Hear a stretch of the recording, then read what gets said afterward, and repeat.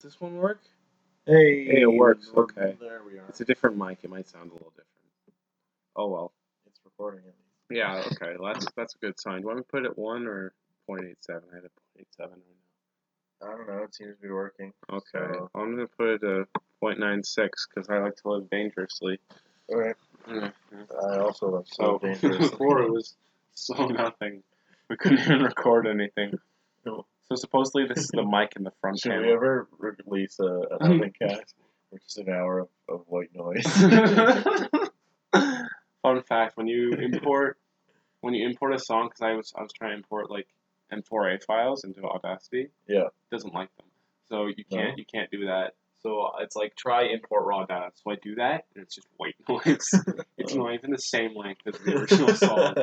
It's like Completely it's just different. nothing, nothing. That's pretty good. Yeah, it's solid. And by solid, I mean white noise. That'd be fun though. Yeah. It's a surprise one of the episodes. It's a surprise. We should Surprise episode give it like coming a really like intense title. It's like Oh yeah. the one with the big reveal, and it's like it'll have like the most amazing thumbnail ever with like 100 things going on. yeah. It's like wow. It's like oh, and then people just like, oh, it's just not working. I've never even warned them about it. It's the disappointing thing. Oh well. You won't remember. Nobody listens. Nobody listens to How many people do actually? It's like solid like maybe like 10 people. At least I know at least one person listens every week. Katie? Yeah. Yeah. You're a long time Shout viewer, out to Katie. Katie. Shout out to Katie for being our longest Thanks times. for coming on that one time. Yeah, our longest times viewer. So how many guests have we had? We've had camp. I don't even want to count. Like, Camp was several. Several, and then we had a new viewer, new guester Jacob. Yep, recently with our episode 3 commentary track. I Uh-huh. hope you enjoyed that. It'll be released by now. It should be released by now, yeah. That's pretty solid. I realized that I've seen episode 3 more than any of the other prequel movies. Well, Like- yeah, I have too, but that's because it's the most watchable. It's the most watchable. No, but like I grew up watching like all the Star Wars movies, like maybe like an equal amount, like Right. 1 through 6. I would say like I would watch them when I was sick. I would watch them when I wasn't sick. Like I just like watching them. Like I watch them at friends' houses. I feel like I would just for Attack the Clones. I distinctly remember, just like, I feel like I would just start it from the Coliseum scene. Yeah. And just watch to the end because that's what I always did. It's like about an hour, right? Like yeah, because it's a solid 45, 50 minutes. Sometimes I would watch the whole thing. It's like, oh well, there's a chase at the beginning. There's a chase at the beginning, right? He goes to see Jango Fett, and that's pretty cool, right? That stuff's pretty good. Because when you're like a kid, most of the time, you're on board. Not much happens until like the very end, so I would just skip to the. What I think is kind of weird is maybe that, I would skip to the Droid Factory. Maybe. Yeah, the Droid Factory seems pretty good actually. Usually, yeah, it's kind of dumb, but like when you're a kid, you don't care. So no, as a kid, it's weird that I've had the experience of liking the prequels. Yeah. And then you grow up. And then you grow up and you're like, these aren't actually that good. Yeah. But like, it's weird because like you almost feel like you're less biased. Like, yeah, for sure. Because you've had that time to. Yeah, I find it weird then when I talk to people that grew up with the prequels that still like them. And it's like, have you seen them recently? Have you seen them recently? That's the thing. Is that I remember liking the prequels. Do you know anything about movies? No, because I was like, I remember I still or how stories work. Like, yeah, because I still kind of liked them when I was like 13, maybe. Like, I was still in. Like, I think I hadn't seen them in a while, but like, I'm trying to think of the point where I switched. I don't know if there was an exact point or if it was just kind of like each time, like you start to like. Notice no, they just get worse and worse each time. Is the thing. Yeah. Like there were even lines like. Okay, when did episode 1 come out in 3D? When was that? It was your 14th birthday, I think. Okay. Or you might have been like 15. You might have been turning 15. Right. 16. That point, I think I still liked them, but not. I knew like they weren't as. Oh no, we knew that they were jokes, but we were just there for the ride. We were there for the fun. We were like, whatever, we'll go anyways. We like Star Wars movies, like. Yeah. But like I still like found some enjoyment. I'm like, whatever. The pod race is pod race is pretty cool. You know, like I'm not in 3D. You know, and I'm not. We're saying now this is pod racing to each other the whole time because it's in 3D.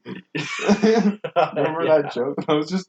But that was jokes. Like we were just yelling that to each other the whole movie. It wasn't like we really. I don't think we ever really thought that it was like solid. No, we didn't. It's just like whatever. It's kind of fun. So that's probably why our parents like them. Because they don't like take things seriously. No, they don't. They don't analyze movies the way we do. They're just there for the ride. They just enjoy movies. They're just there to entertain themselves. You know? Yeah, that's fair. Yeah, and you can have that. They view movies as enjoyment factor. Yeah, I think there was definitely a large point where I'm like, where I didn't like, where I think I liked Phantom Menace more than Attack of the Clones, and I still think it's arguable which one is worse. I think Attack of the Clones definitely tries to make improvements. I think Attack of the Clones is a better movie. But like, also, it's the worst love story of all time. Oh yeah. Yeah. And it's so cringeworthy. Like it's so cringy. Even when I was a kid, I was like, "This is I don't like I don't like this." I cringed at some of the episode 3 dialogue as a kid, even when it was my favorite movie ever. Yeah, like even I still cringed at it. Even the end was like, "Anakin, you're breaking my heart." Like I hated that. I'm like, okay. Okay. I'll get it. I don't know. I like that. I like everything else. I'm like, I'll get through these lines of dialogue. I'll get through these lines of dialogue. Yeah, I can get through it so I can see the lightsaber fight at the end, stuff like that. You know, that's true. Because it's But yeah, I think then eventually, like once you start like thinking about it more, I don't know. I guess I would say that like the influence of the internet and like other reviewers and stuff where they're like, "Oh, the prequels are the worst things ever." No, but I feel like that didn't have an effect on me because I've always had my own opinion about it. Right. Where I disagreed with them for a while, and then I agreed with them, and that was something I did on my own. I didn't have nobody changed my mind but me. That's true. I would say like there's definitely some parts where it's like, oh, that's a good point. Yeah, Jar Jar is kind of terrible. No, like rewatching it, it's like, was he terrible? Like I watched it and I'm like, he's not like, because I hear like all kinds, like you always hear he's terrible, right? Right. My thing with Jar Jar is just like, I'm like watching this movie, I was like, he's not that bad. He doesn't add anything to the story. Useless. He's completely irrelevant to the plot. He adds nothing to the story. Gungans, they don't. Gungans pretty much do nothing. They do nothing. That, like even in the Penn Incorporated version of his prequels, where it's just like, oh no, all the Gungans have been killed. Oh no, here's a pile of all their severed heads. Oh no, all the Gungans are dead. They're all man. Oh no, they're all dead. That's the thing. With Penn Incorporated's prequels only work if you've seen the original prequels. That's and true. Seen how bad they are. It's very focused on that, and it's kind of like a weird mishmash of expanded universe things. With ideas that he likes. New ideas and like some ideas for the prequels and and it's true. It's different. There's some things that work on it and some things that don't work for it. Yeah, like the first two I think were really great. Yeah. And then the third you should one. Check them out though. They're definitely they're definitely. I'd say check out all three. All three are better than because there's the third one there's still is the biggest problem. I think it's one of the ones where the things where it's like your reach extends your grasp or something like that. I don't know where he just gets. It's kind of like he's gone too far. What some people think Christopher Nolan did with Interstellar, where it's just like right, you're kind of like insane. Like you just suspend your disbelief for some of Christopher Nolan's ideas. That's true. But Dunkirk looks for all really super grounded. Yeah, I'm interested. I'm super excited, kind of, because it's just going to be a regular movie. You know, it's not. There's not going to be. It's going to be well directed. Action, well directed. Yeah, there's not going to be some crazy sci-fi element. You won't know the names of any of the characters because this is a Christopher Nolan movie. That's true. But they're going to be great characters. It's Dominic Cobb, right? I think so. See, that's the thing. It's like I can't even remember. Is it Thomas Cobb? Because I thought it was Thomas for a while. Is it Thomas? But all the main characters spell out dreams. Yeah. So one of them has a D name. Yeah, I think it's know. Dominic Cobb. It's like, but they always call him Cobb. Robert. What are they? It's like Robert Fisher, Ariadne. Yeah, Ariadne. Arthur. Then there's also Arthur. But that's 2 A's. There's a guy, Tom Hardy's character. I think his name starts with an E. I want to say it's Eames, which is a weird name. I want to say it once. It's just like, oh, you just know the actors because they're all like good actors. But I mean, I enjoy Christopher Nolan movies. Yeah, I do. But yeah, it'll be interesting to see one where it's. I mean, the story will probably be kind of complicated, but one without like a crazy sci-fi twist, No, or no. like without like a huge like, oh, all right. There won't be a scene where someone has to write out the coordinates of a secret NASA base in dust particles. With gravity sent through a 5-dimensional tesseract back in time. Yeah, back in time. So I know that's not going to be a scene. Love is the one thing that transcends time. Oh no! That image of just Matthew McConaughey doing this it's the most insane thing. But like I couldn't have thought of that though. No, it's true. I do kind of like the idea. I like the ideas in Interstellar.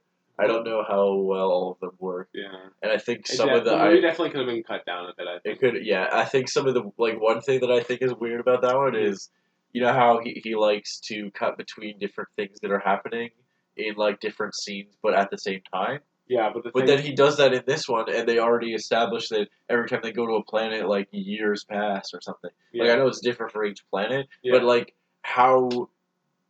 It's how can you cut between? Are these things happening at the same time, or are they happening at different times? Like you have to explain, like, because she's an adult now, and she's those things are happening at the same. She's lighting her house on fire and like things like that. She doesn't light the house on fire. I don't remember. She lights something on fire. She lights the field on fire.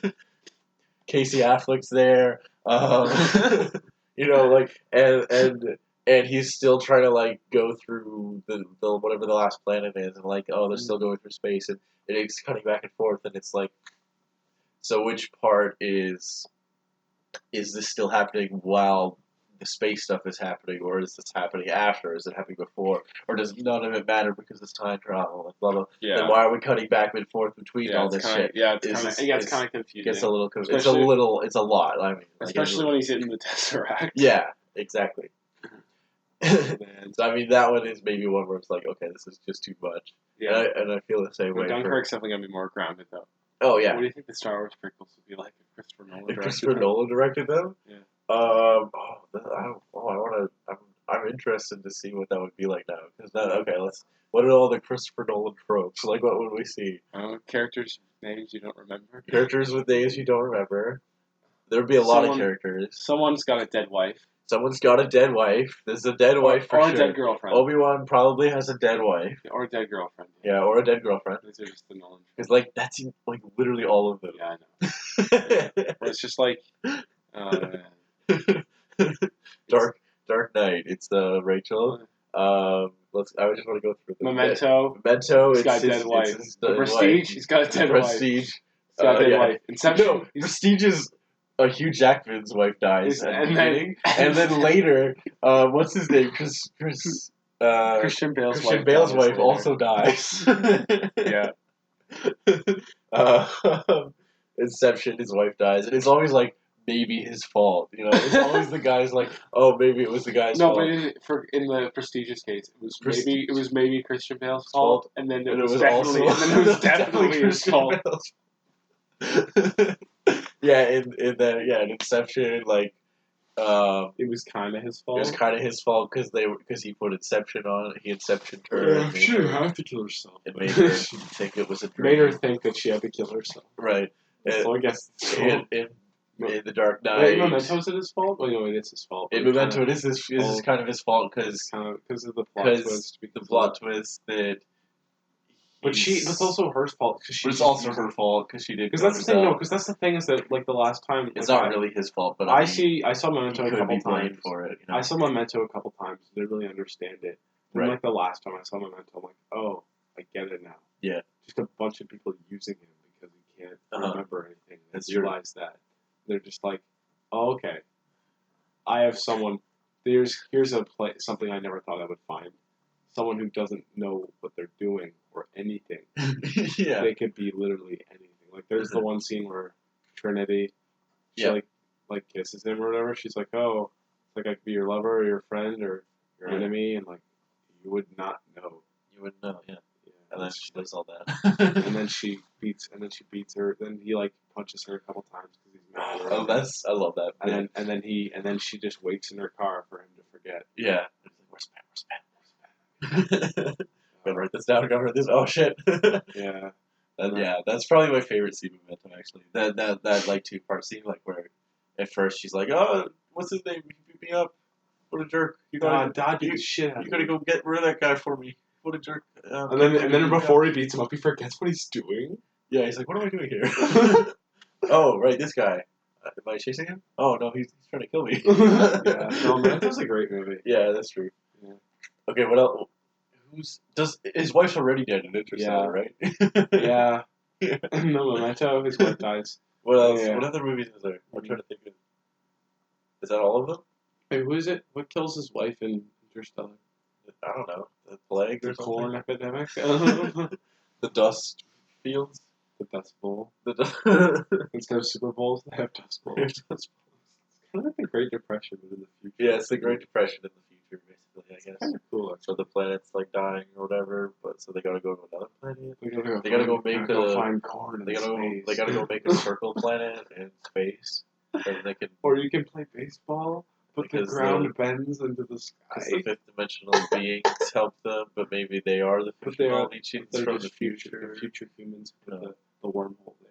Right. I think Interstellar is probably the most insane Nolan movie with the most unanswered questions and the least amount of things that make sense. Or the least amount of like, this is this, this is this. Right, this will all make, like, these are all established things, right? Yeah. That'll all make sense by the end in multiple viewings. But right. In Interstellar, it's like, yeah. you just don't, right? There's so much speculation that you need to That's kind of all. It's all over the place. That's true.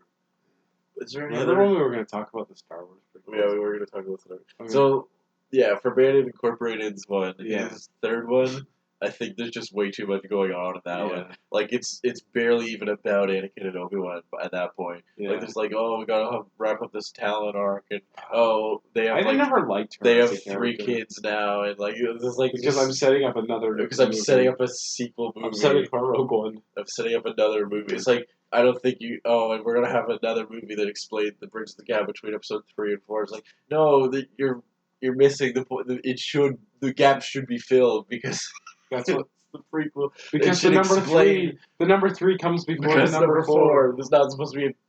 That's not how numbers. There shouldn't be another movie to explain the things that we should have already. This is the worst. Like, can I just mention how difficult it is to try to explain Star Wars continuity? Explain your my full conversation with a friend of mine. Works. This was just brilliant. I love this. Okay, well it's kind of sad. You know what's the worst thing is? I feel like we're the last ones to like grow up with Star Wars. You know what I mean? Well, no, because there's the new movies. No, but like the real Star Wars.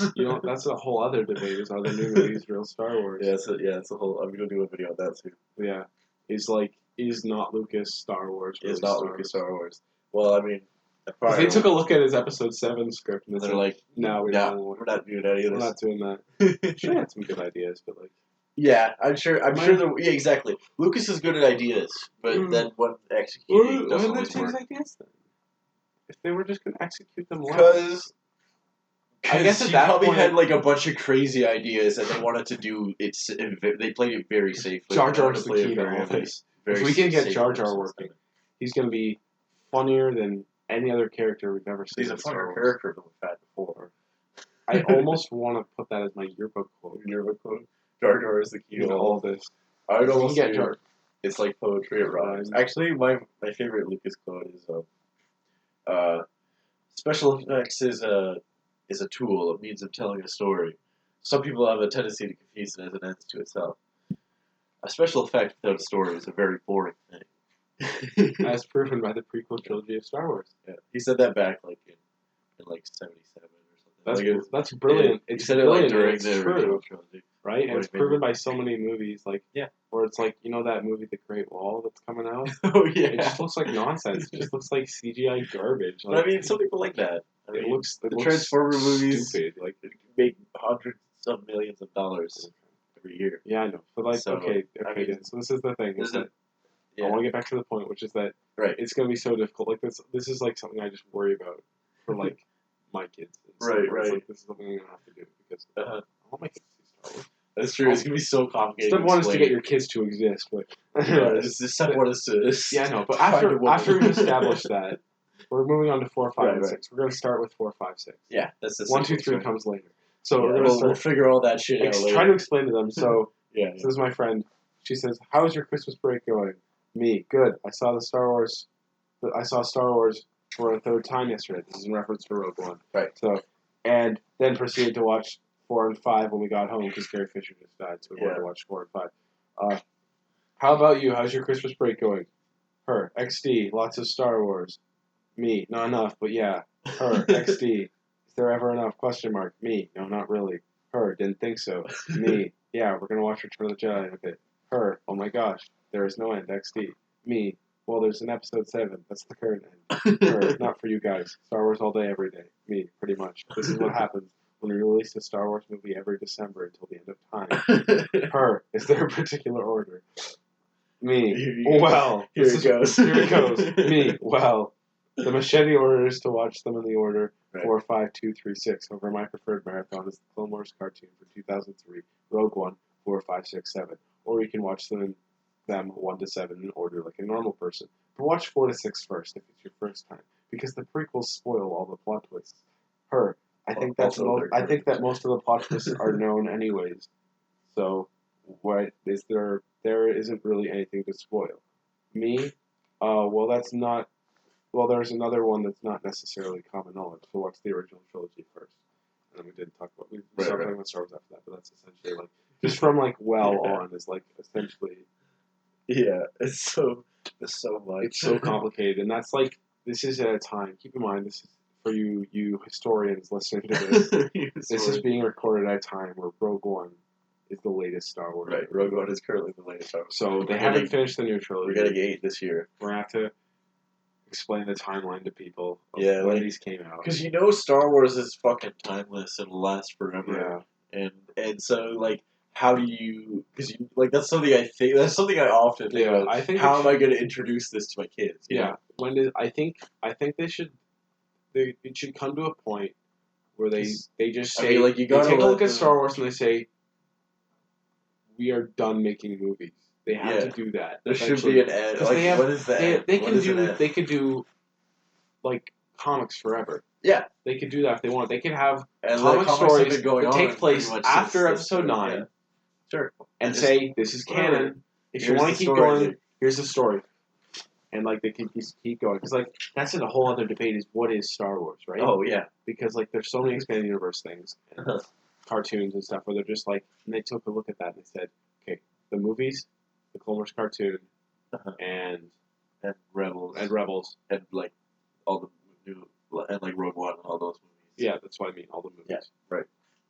That's canon. Those are canon. That's canon. Nothing else is. Even if it makes sense. Even if it makes more sense than the things we've deemed canon. Such as the Clone Wars cartoon from 2003, which is canon in my mind. I know. It's head canon. Yeah, exactly. It's real. Like it works so well. Rogue One's in Episode 3 beautifully. Like, and that's the weird thing. It gives you hope for the prequel trilogy when you watch it.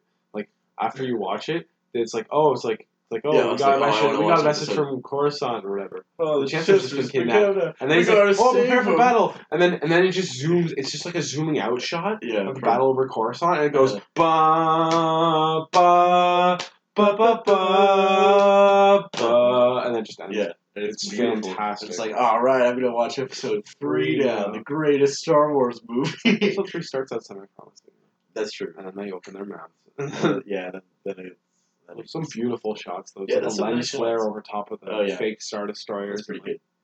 Yeah, no, it's beautiful. Episode 3 is like there's a lot of beautiful shots. Like no, there is. There's beautiful shots in all the movies, but like there's no characters that we care about or like good acting or like regular things that you need for a movie to work. I think what qualifies as a beautiful shot is like if you would frame that and put it on your wall, then that's a good shot, right? Well, I think that's just a point of view. That's cinematography 101. Like there's the one shot in The Force Awakens where it's just like Kylo looking out the window. No, it's like he's in the foreground. He's looking at Finn and Rey. They're kind of like far off a bit, like a little far off. Yeah. In the corner, and then he's holding his lightsaber out. And right. So well framed, and everything looks so good in that picture. I would frame that. Like, if I were to take that might be my favorite shot from the whole movie. Oh yeah, there's another really good ones where the back shot of Kylo just looking at the laser. Right, yeah, that's another great shot. Yeah, there's some good like classic looking. The starfight, the TIE fighters, and the sun behind them. What is that? I'll show you. It's really good. I'm sure it's good. It's on what part? It's the castle. It's getting destroyed, and the TIE fighters are showing up. Oh, okay. Yeah, that's pretty good, I guess. Way quicker. What do you mean pretty good? I guess. I don't know which one you're talking about. It's so beautiful. I'm just trying to think of shots. We're gonna have to put this on. No. One thing I find weird about Force Awakens is like the camera's always moving, and like there's so much. It's almost like we gotta show everything that's going. Look at all the whoa! Look at how great everything Star Wars that's happening going on right now is in the frame right now. Look at all that Star Wars. It's called in-camera action. No, but there's in-camera action, and the camera is also moving towards everything, and like there's very few just still shots, and like sometimes those shots are the best. This is a still shot. Oh, that's beautiful. Yeah, and like rack focuses from the sun onto the TIE fighters. Oh, I love that. Yeah. See, you never That's underestimate the thing. The point of this shot was that, like, I remember this shot was like used as an example for it's like, oh, I want to like pay homage to other shots, but also create new iconic. Yeah. And this is new. Oh, for sure. Like, this is gorgeous. I would frame this on a wall. Like, I just met my quals for good cinematography, right? Well, look, they have this shot too. They have this shot as well. Oh yeah, my other good shot. No, that was good too. Yeah, this is just a shot of BB-8, but it's perfect though. Like, yeah, it's got you know, you got your sunset in there and stuff. Yeah, like it's the glow on his face. It's so beautiful. Like no, like it's a really well shot movie. Like, yeah, no, Force Awakens does a lot of great stuff. Like especially just focusing on the characters and the new characters too. Also, if you don't like it, think about this for a second. Think about how bad it could have been. Oh yeah, that's good. Very good point. Yeah, we've seen Star Wars at its lowest, and like anything remotely better than that should be like praised. No, I'm gonna try to find. I'm looking through Rogue One. I'm trying to find like one shot that I particularly really like. I know this wasn't in the final cut of the movie, but this is sick. Like, which one? Is it the guy looking at the thingy? Oh yeah, that's awesome. When they're running. They're running on the beach. There's AT-ATs. Like, that wasn't in the final cut, but like. No, Rogue One probably had some of the best cinematography in Star Wars. I want to say. Yeah. I mean, like, there's a lot of great. Like, that's what Gareth Edwards is good at, like, just like the visual. Or Hunter pointed out between, like, when we watched 4 and 5, that in 5 has a different cinematographer. Yeah. 4. And then you can actually kind of notice it. You can tell, because 4 is shot more like a play almost. Yeah, or like a sitcom. Like a sitcom or an old movie, right? Where the camera moves with the characters, and it's just like, you know, it's basic, but it's it's effective. It works, and it works well for that movie, I'd say. Because that was mostly just to introduce the world, the characters, and you get everything you need. I mean, that one was also invented. This shot technology was that never been. Do you remember this shot where he's just walking on the beach? Oh yeah, that was beautiful. That was a good movie. Oh, it wasn't, but it looks cool. Yeah, that one had a lot of like centered, symmetrical shots, which I always love. Guardians does. Do you like Wes Anderson films? I do like Wes Anderson. That is all of Wes Anderson. Yeah. But it's so refreshing because like most things follow like rule of thirds. Every other movie is like we gotta do rule of thirds, put everything in the rule of thirds. Yeah. And like it's like but if you have something symmetrical, it actually also looks amazing. Like rule of thirds is fine, and it works and it serves its purpose. And it's so that's the thing, because when something's symmetrical, you're going to be hitting all 4 points in the rule of thirds at the same time with one thing. Yeah, kind of. I mean, mostly you're looking at the middle. Yeah. Which is like, it's supposedly the opposite. You're not supposed to do that. But like, actually, it looks. Actually, I'm thinking about there's a lot of centered. There's a lot of centered shots in this movie. Yeah, I know. It's like all the best ones are those ones. But yeah, there's some other like really cool stuff in that one too. You know what? Yeah. I mean, I'm trying to think of like good shots in the prequels. I'm sure there's some. Every now and then there's like, oh, that was a good idea, and like stuff like that. But like the shot of there's Padme and Anakin and R2D2 and C3PO looking out at the sunset. Yeah, where it's exactly the same as Empire. Yeah. You don't care. You know what? I know a good shot. When Vader first puts on the helmet, and it's like the sideways shot, and then it just like it goes boop, it does that, and then it's just silent for like it's just like completely silent for like a second, and then just goes. Just for like the first time to hear that, it's like that's pretty sweet. And then also the Frankenstein shot where he like moves up from the table. That was not bad. I mean, that's pretty good. I mean, it's forwarded for like it's exactly what you expect. Gareth Edwards just scales so good. Yeah, like the Death Star's not even fully in frame. That's how big it is. Like, and these are most of the times we see it in the regular movies. These are Star Destroyers. It's like those are supposed to be like he shows you how big like that one shot where it's the Star Destroyer. It's like look how big a Star Destroyer is. Right. Now look how big the Death Star is next to the Star Destroyer. It's not huge. And it's not in a J.J. Abrams way where it's like this was the Death Star. Now this is Starkiller Base. Yeah, it's not in that way. They don't tell you. Look how much bigger it is. That kind of bothered me in episode 7. Like yeah, I was fine. They're not even hiding. I was okay with Starkiller Base until that. Yeah. And then Han's like, okay, well, how do we blow it up? Because that's the only way to do that. And Leia's like, he's right, you know. He's right. This is how we blow it up. A weapon with that size must have some kind of a thermal offset. I've seen you somewhere before. Where do you went? X-Men 3? Damn it. Damn it. Why did I watch that movie? Curse you, Brett Ratner. Curse you, porcupine guy. Oh, I'm really excited for 8 though. Oh yeah, I know. Rogue One is definitely the best prequel. It's gonna hold that title. Yeah, it'll hold that title. I think I'm gonna call it Han Solo. It's gonna have great performances. Good, yeah, good. What's his name?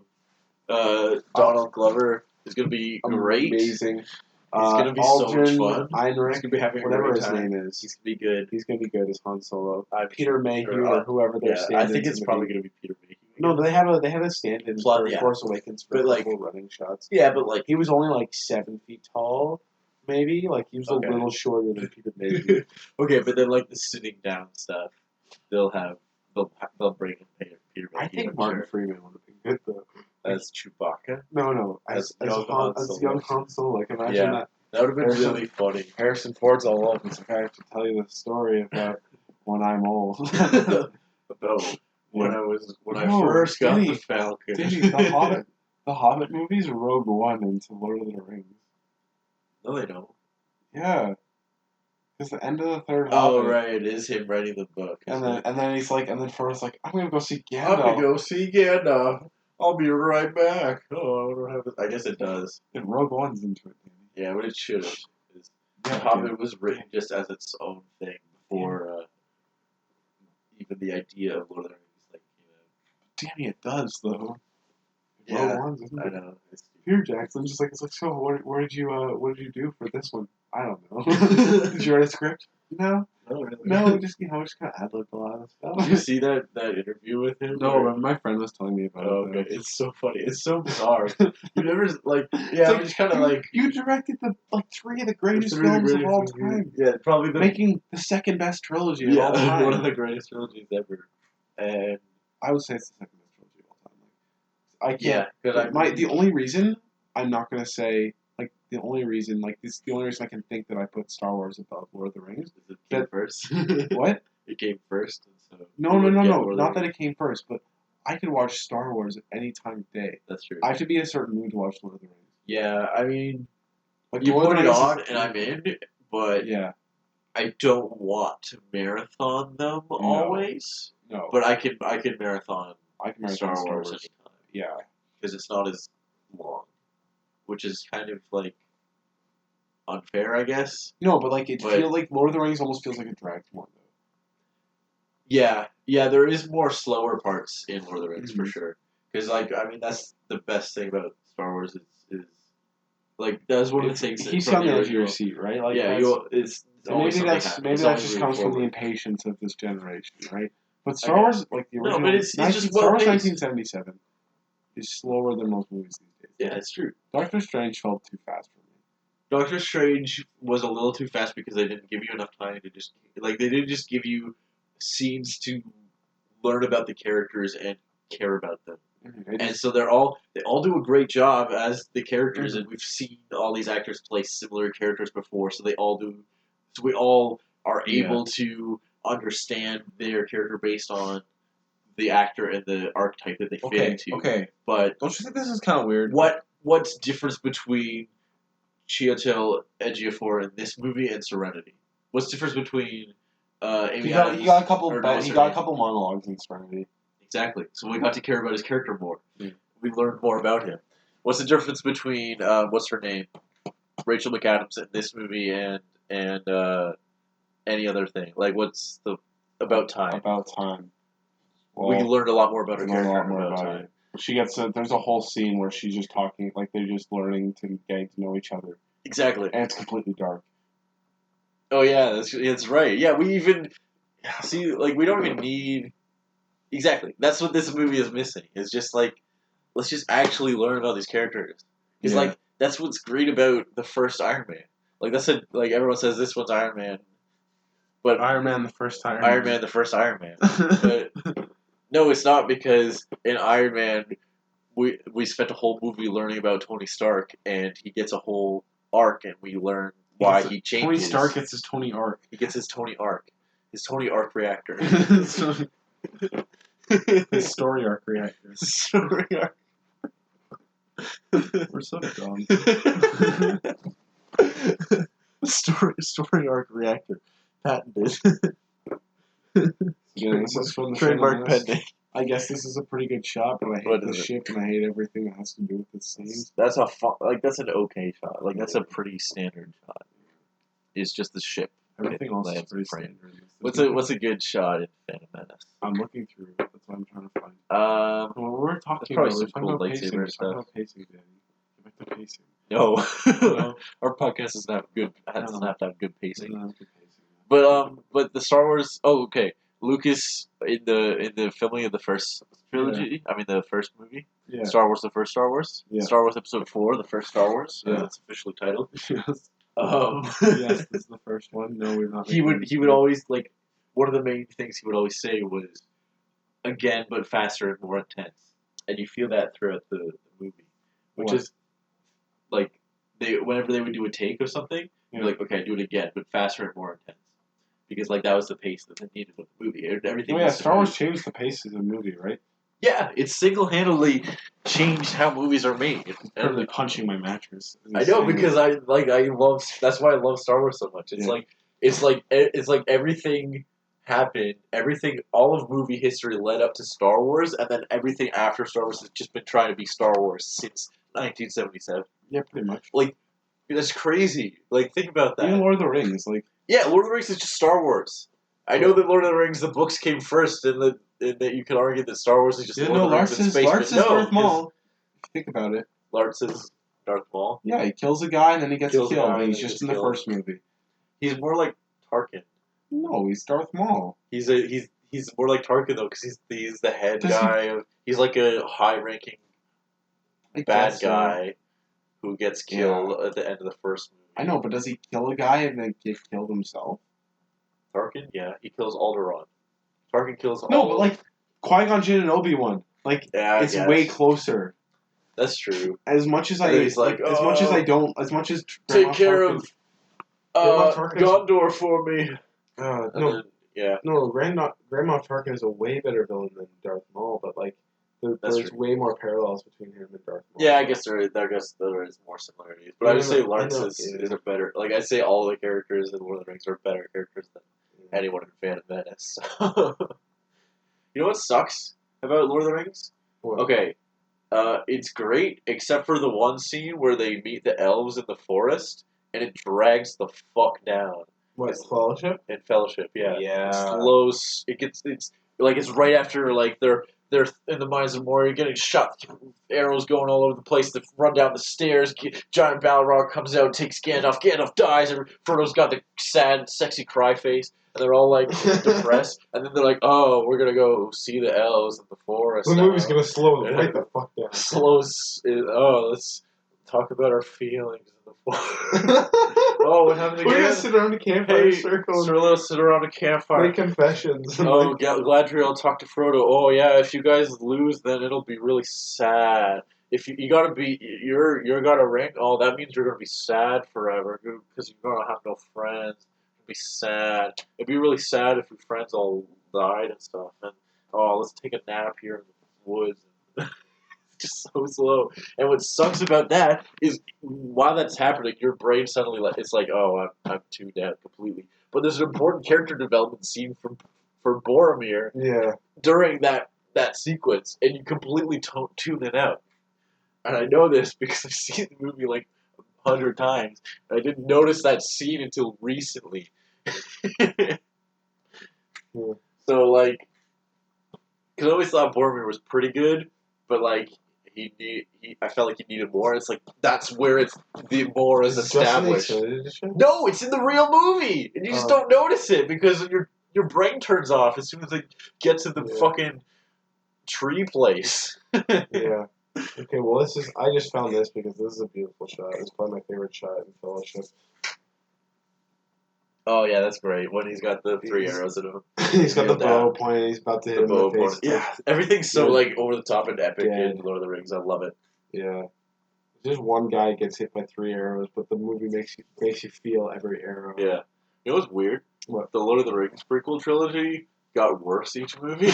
Yeah, the Star Wars one got better. Like the Star Wars one, which got a little bit better. No, because I'd say like the Hobbit. The Hobbit movies. This is how they. I guess because the last one was like the first one. The first one, it's a little drawn out, but it works. Like, there's enough happens that it works well enough, and like it still feels like fun. You know? Yeah, it still feels fun. And, like you got those Lord of the Rings type heartfelt moments. Yeah, where he's like with Bilbo in the Shire. In the Shire, and like the part where he's like, "Oh, you don't have a home."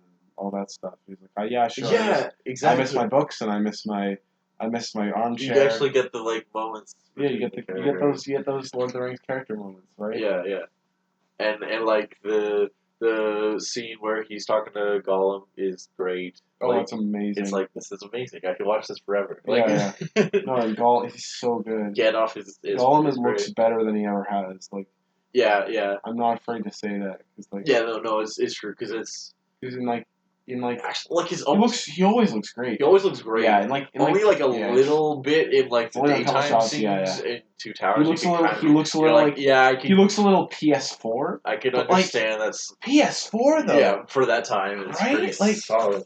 Yeah, and that's also due to like Andy. Yeah. Andy Serkis. Sorry, I wanted to say Andy Samberg. Andy Snoke. Andy Snoke. So anyways, I just wanted to explain what each of the movies are for me. So the first one is solid. Yeah. We actually own the first one. I don't mind. Oh, and I have no urge to buy the other two. So the second one for me. No, I don't want to buy it. I don't want to watch the extended. Is good except for the love subplot. You don't care about. Terrible. Like really? Okay, sure. Bring in a female character, but it's like, oh, we have to do the boringest thing ever. If this is love, then I don't want it. That's the third one. That's pretty bad. I think it was like sure have like Feely or but don't make him like I'm the main character now. Which one gets thrown off the tower? I don't know. They're interchangeable. That one I didn't feel anything. It was the one that wasn't the one with the elf. Oh, then it was. Honestly, I don't remember. I want to say that one was Feely. Okay. I don't know. Well, anyways, I felt nothing when he died. Yeah. Anyways, here's the thing with what is it? The the Smog is great, except for that because also the movie it does the thing that Fellowship of the Ring does. Where it's like, okay, so we just escaped through a bunch of barrels and it was action packed and there were arrows and orcs flying everywhere and Legolas just walking on our heads and look at a shot I shot on my GoPro and threw it in a big budget movie. Which is so weird. But anyways, after that it's like, alright, we have enough money to get through here. It's all hiding. We have enough fish to get through here. Get the legs out. Oh look, it's the moon, and we're gonna play the Hobbit theme you liked from the first one for 2 seconds. They never sing except for the first movie. Yeah, There was a great part of the book. And then there's going to be they're going to cut to the 40-minute sequence. I kid you not. I timed it on my watch because I wanted to know. Yeah. It's a 42-minute sequence where Bilbo stops being a character. It's true. He doesn't do anything. Yeah, once they get to Lake he says nothing. He barely does anything. He walks around. You remember him. He's there in the background. You remember him. They try to steal some weapons. The movie's or something, called The Hobbit. And then Bard gives them some backstory on his family and how he's a disgrace. And he's the descendant of the guy who almost killed the dragon, or blah, blah, blah. And then... Did you know he also played the descendant? His descendant that almost killed Smaug back in the day. Really? Yeah. He's so discount. Like... He's the funniest. I Luke find him. Evans is in everything. He's in everything. You wouldn't notice. You don't even notice. Okay, we were watching The Lord of the Rings, and at the beginning it's like playing trailers for other movies. So, Immortals, do you remember that movie? Starring Henry Cavill? Henry Cavill, yeah. He's in that. And then it showed a trailer for The Three Musketeers starring Logan Lerman. He's also in that. He's one of the Musketeers. He's in The Clash of the Titans. Fast and Furious 6. Yep. He's in Clash of the Titans, but I want to say like all the like either generic fantasy or like, oh, we need a British villain. So yeah, Fast and Furious 6. Dracula Untold. Dracula Untold. The new Beauty and the Beast coming out. He's fucking Gaston. Oh. No. You know what they need for Gaston? I feel like... Anyone but him. Like, really, you get the most generic guy. I guess he has a really good agent because he's in everything. I know. I'm trying to think of like a guy who's like... who's like a dick, though. Like, I will be shocked. I will be shocked if he's not in 300 Rise of an Empire. Look that up right now. But like, oh yeah, who would you get for Gaston though?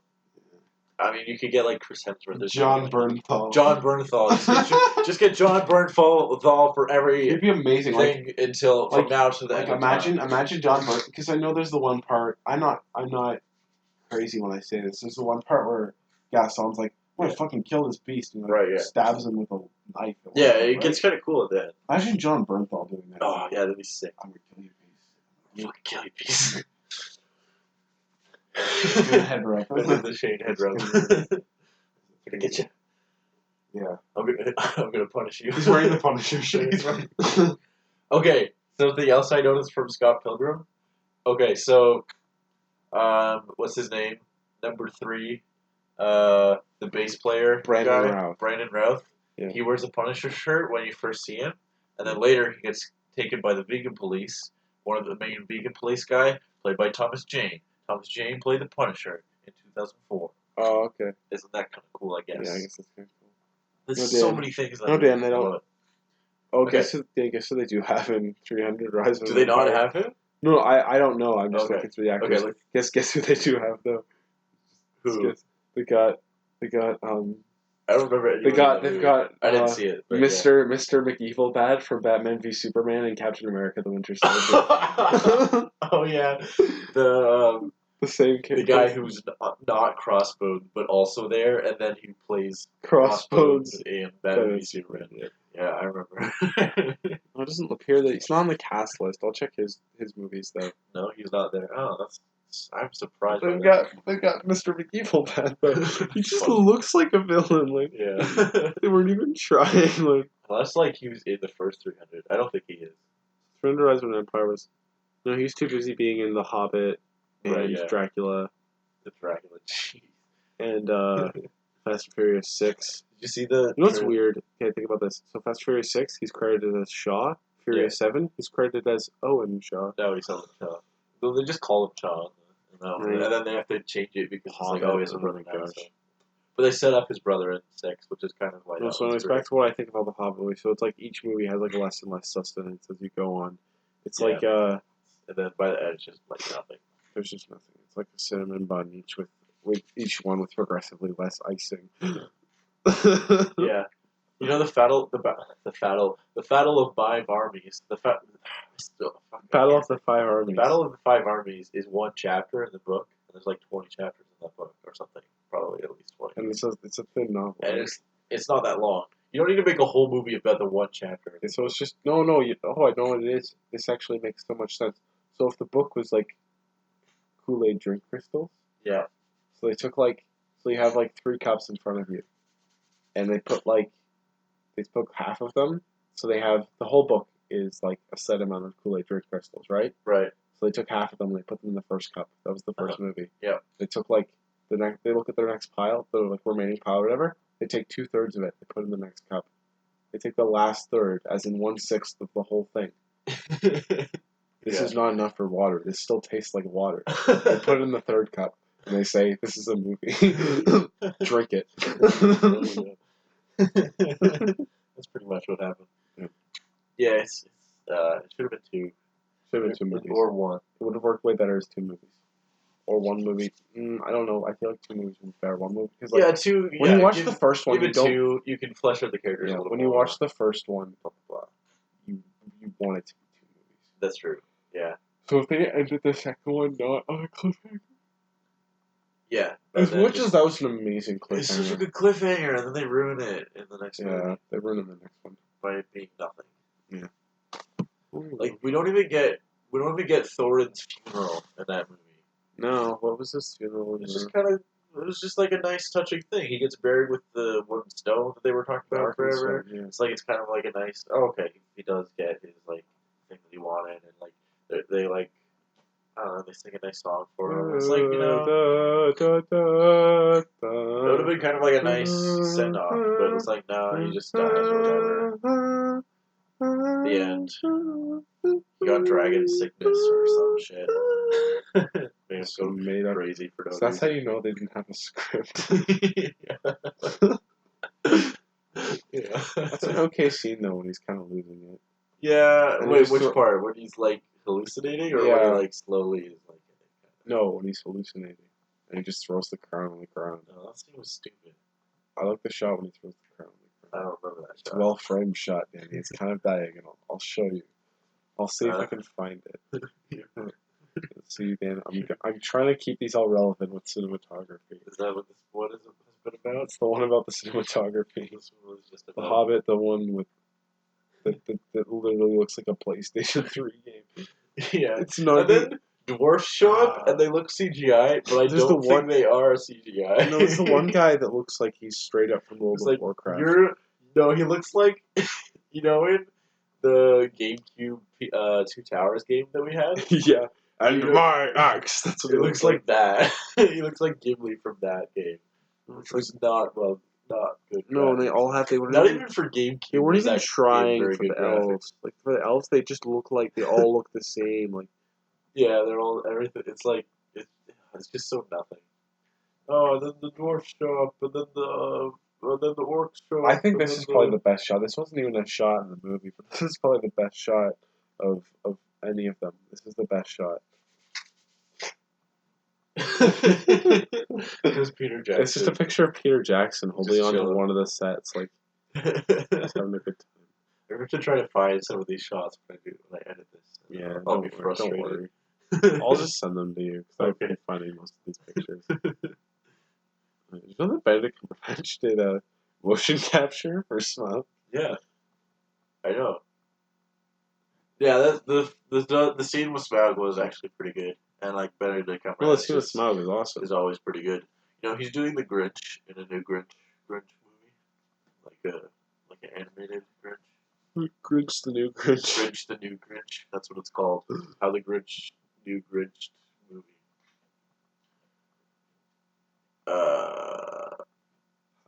So if they do a How Should Have Ended for it, will it be called How the Grinch Stole Christmas Should Have Ended, or How the Grinch Stole Christmas Should Have Ended? How the Grinch Stole Christmas Should Have Ended. No, Dan, how the Grinch... No, I'm thinking, does that work? I mean, almost. That's not how it... That's not the title. I guess it would be how the Grinch Stole Christmas Should Have Ended. Or How the Grinch Stole Christmas, how it should have ended. Or some shit. Look at a drunk fan who walked on set. Oh yeah, he looks like so depressed in like that. Yeah. In that like behind the scenes thing. It's really funny. Behind the scenes for The Hobbit? Yeah. Where instead of like Lucas where he's like, I can do whatever I want, like he's just like, I don't know what I'm doing. Like, I have no idea what I'm doing. Everyone's like looking at me to like tell them what to do because we don't have like any clue of what we're doing, and I just have no idea. I just need like an hour before I could like. No, Dan, it's like, what about the armies? It's like, do it in post. What about this? What about all these scenes, like this action scene? What about like here? the story? Just fix It it mirrors the prequel trilogy in so many ways. How there's an overuse of CGI and people don't like it as much, and there's so many characters. There's not a main character by the third one. But there is one in the first movie. There isn't a main character. By 2, I think you can say it's Obi-Wan and Anakin are the main characters, and then that continues to 3. But yeah, it's like there's a lot of problems with 1. Doesn't have a main character. No, it doesn't, which is so weird. Like, what other movie doesn't have a main character? Like Love Actually, I guess. Like movies like that where there's like an ensemble, and like. Love Actually is probably the best movie with a bunch of celebrities on the cover. Yeah, I haven't seen any of those other ones that are like that with like because they're not noteworthy, they're not famous. Like that's true. They're not well known. No one ever says, "Oh yeah, you got to see New Year's Eve, the greatest New Year's Eve ever made." Yeah. You got to see Christmas. Yeah. You got to see Valentine's Day. You got to see Valentine's Day. I know there's a Mother's Day one. You got to see Mother's Day. That looked like garbage. Like the actors were trying to pitch it. Did you know they're making a Bad Dads? A Bad Dads, because you know Bad Moms with a movie with Mila Kunis. What? Bad Moms, starring Mila Kunis. I saw this movie in theaters. Why? Because I had a girlfriend then. Okay. So, Bad Born was after it. And I saw it at the drive-thru. Did you forget this movie existed? Yeah. Bad Moms. I was probably at camp during this time. Starring Mila Kunis. Was I at camp during this time? No. We were at her cottage. You just said you went to the drive-in to see Born.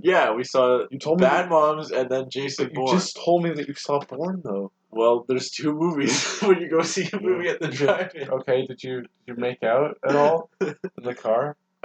Yes. Nice. That's what you do, man. You did it. That's how you go to the drive-in.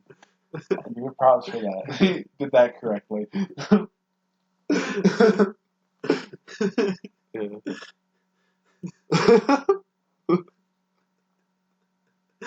They're making a Bad Dads. Okay, is this Judd Apatow? Is the first one Judd Apatow? No, I don't. No, because Melissa McCarthy's not in it, so it can't be, right? You know? Yeah. Was Jason Bateman in the second one? He must. Charlie Day in it. It's gonna be Jason Bateman, Charlie Day, and that other guy. Ed Helms or Jason Sudeikis. Wait, is Jason Sudeikis the Millers guy? Yeah. Okay, yeah, it's gonna be Jason Sudeikis and Ed Helms and Charlie Day and Jason Bateman. No, but like, and then TJ Miller's also there. TJ Miller's also there. No, Yeah. No, if you had to pick 3, I'd say. When I pick 3, am I picking 3 that I think would actually make a good movie? No, so then I'm gonna tell you who the characters are. So the characters are TJ Miller, who's like, he's a horrible dad. He's like, he's the one that's like the really terrible. He just plays TJ Miller, and he's like a joker and stuff. Like he'll show up drunk, like he'll give his kids like beer and stuff like that. Yeah, he's just the worst. Christmas, and then there's Jason Bateman. He's the likable dad. Right. He's the one who's really trying and stuff, and he just had a bad divorce. He just had you really connect with him, and then there'll be, like Charlie Day or someone. He'll be trying, but like he'll try to do something, and then like it'll be like wrong place, wrong time type thing or whatever. Yeah, or like his or it'll be like, oh no, I forgot this stripper was at my house, and like it's like.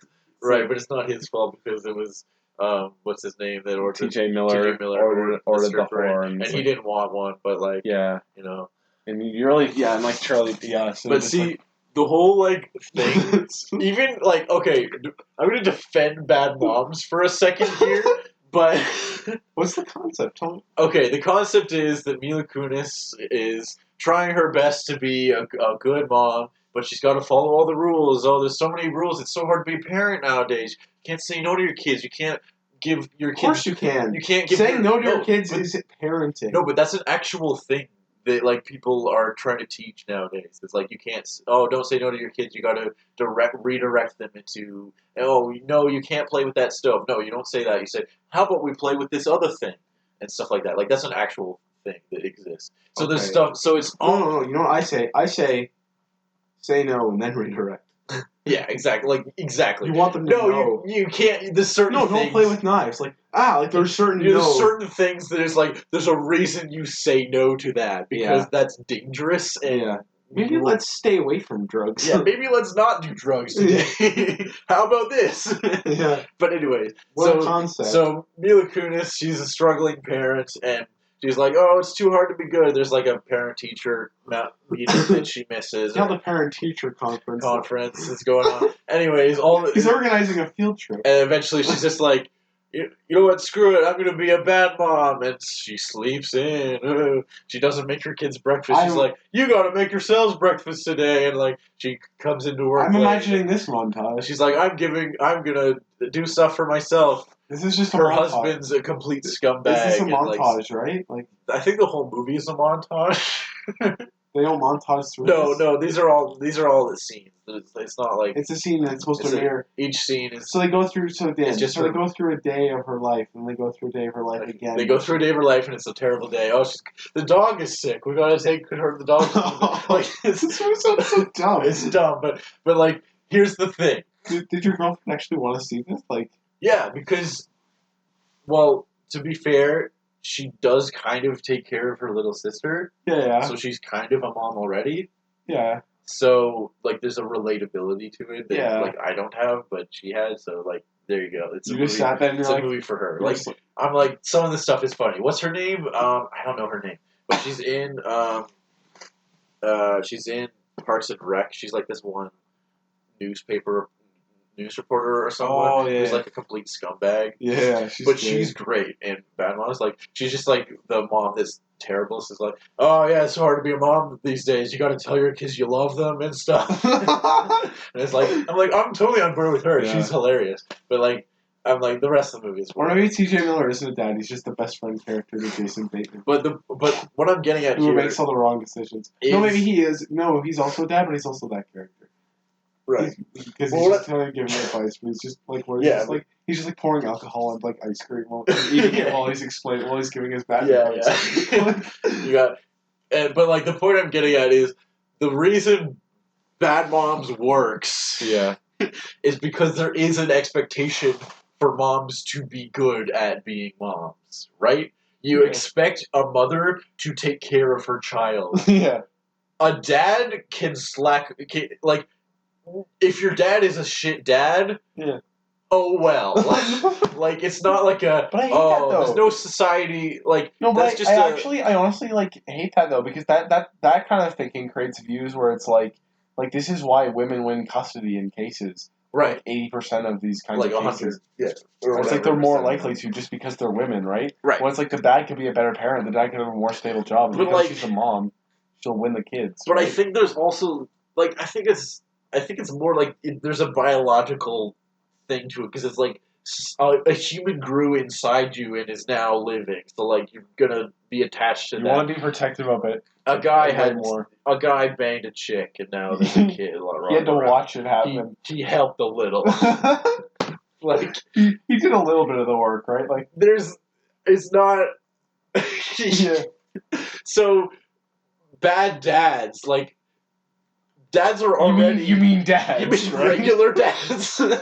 No offense, Dad. We love you. You're great. You're great. You did a great job. Great. But like, you're actually there and stuff. But go on. I mean, is that like? I don't get.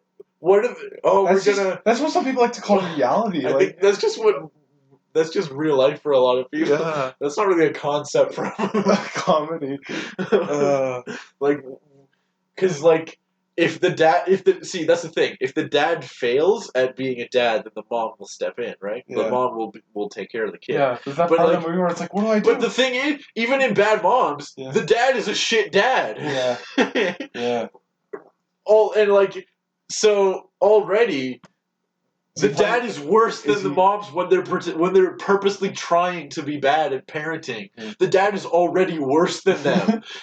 So is he played by Joel McHale? No, he's some guy I've never seen him before. But like the movie starts and he's cheating on his wife already with some chick on the internet that he met, and it's like oh yeah, make sure you know that like her husband is terrible and has no redeeming qualities. And like Margaret Atwood novel? It's one of those. I have a lot of problems with the movie because it's whatever. But it's a movie, but like, Danny. But like, there's no male character. A movie. It's just a movie. There's no male characters that are good or realistic. Mm-hmm. So I mean, like the stuff like that, and then they solve all their problems with like drinking and partying. So I guess that's not really a good message. I don't know if it's really a good message. The idea is. I know the idea is. Sometimes you have to loosen up. Sometimes you have to take a day for yourself and just and relax and like stuff like that. I understand that, but like, does drinking and making out with people always solve your problems? Apparently, yes. So, bad moms approved. Okay. There's my rant on bad moms. All right. And why bad dads is a terrible idea. Okay. Do you want to end it there? Yeah. Okay. Well, I don't know how we got from the Star Wars prequels to this, but we did.